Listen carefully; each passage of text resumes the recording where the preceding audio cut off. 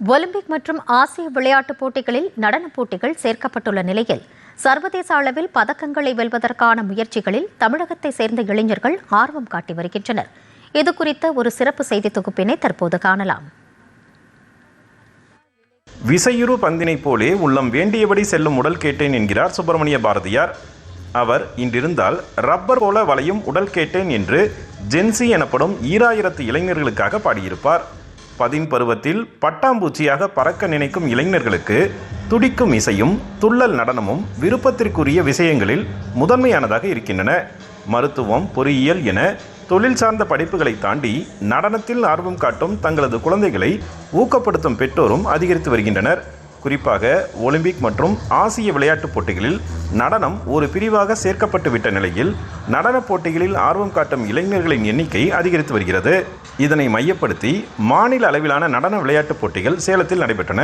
10 வயதிற்குட்பட்டோர், 10 முதல் 15 வயது, 15 முதல் 18, 18 வயதிற்கு மேற்பட்டவர்களுக்காக போட்டிகள் நடைபெற்றன.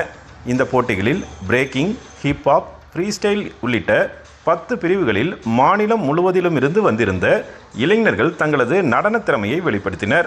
மற்ற விளையாட்டுப் போட்டிகளைப் போலவே நடனமும் ஒரு சிறந்த எதிர்காலத்தை இளைஞர்களுக்கு தரும் என நம்பிக்கை தெரிவிக்கிறார் ஒருங்கிணைப்பாளர் கார்த்திகேயன். டான்ஸ்னால எல்லாரும் என்ன நினச்சிட்டு இருப்பாங்கன்னு பார்த்தீங்கன்னா ஆர்ட்டில் தான் இருக்குது அப்படின்னு நினச்சிருக்காங்க. அப்படி கிடையாது. டான்ஸ்ன்றது வந்து பார்த்தீங்கன்னா 2010 வந்து பார்த்தீங்கன்னா ஏஷியன் கேம்ஸில் கொண்டு வந்துட்டாங்க.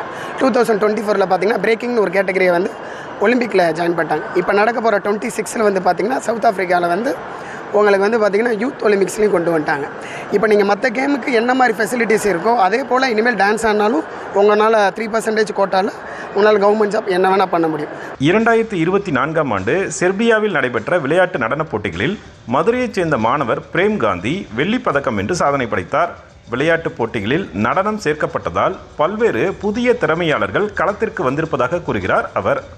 நான் வந்து முன்னாடி நார்மலாக தான் இருந்தேன். அதுக்கப்புறம் ஸ்போர்ட்ஸ் ஆனதுக்கப்புறம் தான் எனக்கு வந்து ரொம்பவே ஹாப்பியாச்சு. டான்ஸ் ஸ்போர்ட்ஸ் ஆயிடுச்சு, இனிமேல் எல்லாருமே ஆடுவாங்கன்னு சொல்லிட்டு எனக்கு ரொம்ப ஹாப்பியாகவே இருந்துச்சு. அந்த விளையாட்டை மிகுந்த சீரியஸாக எடுத்துக்கொண்ட காலம் மாறிவிட்டது.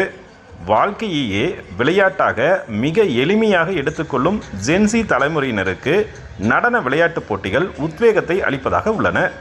நடனத்திலும் இளைஞர்களுக்கு மிகப்பெரிய வாய்ப்புகள் இருக்கின்றன என்பதை நிரூபிக்கும் வகையில் இந்த நடன விளையாட்டுப் போட்டிகள் அமைந்துள்ளன.